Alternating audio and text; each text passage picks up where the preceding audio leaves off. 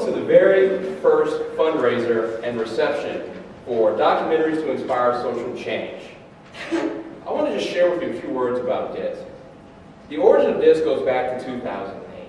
I visited Professor Tuane that summer for a couple of weeks and learned about her work. And quite frankly, the way she talked so passionately about this project, I couldn't help but fall in love with it. I expressed to her my interest in film and was helping her bring this documentary into fruition. The purpose of DISC is to educate people through the creation and presentation of documentary films about various social injustices. The land dispossession that occurred in South Africa during the apartheid era is just such an example. Thank you all for coming. This is so exciting, not only because we're part of Black History Month here, but some of the truths that are being told and conveyed in the trailer that I've seen and you'll see in just a couple of minutes have international and universal impact. And this is a story about South Africa foremost, but it's a story that's repeated all too often really across the world. I just want to say that Bernadette Atswaheni, who's a professor here, has done a wonderful job in terms of investigating the issue of land restitution and thinking about its universal impact. And so I thank you for sharing that inquiry tonight. Good evening to our distinguished guests who have chosen to grace tonight's event with their presence. I bring warm greetings from the people of South Africa to all of you.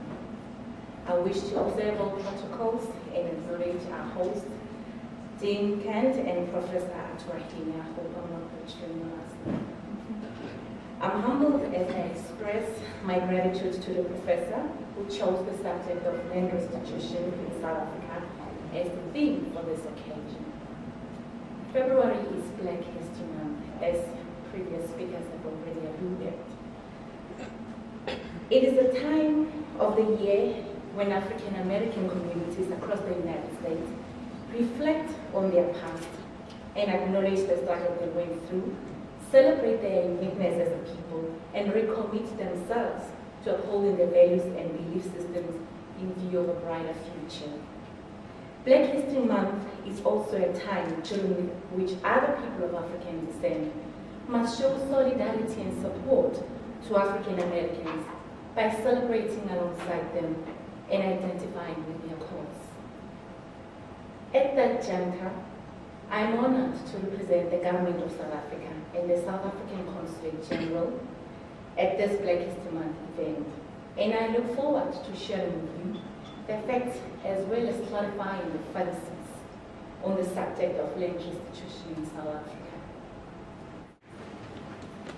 Good evening, everyone. I just want to thank the Vice Consul General for those wonderful remarks. I think she really gave a lot of context into what's going on in terms of why the land delivery is so slow. So let me refocus us here. The injustice that we're talking about tonight in South Africa has to do with during colonialism and apartheid, right? There was an immense amount of land theft that happened, right? And in 1994, when South Africa gained independence, there was a bargain that was struck.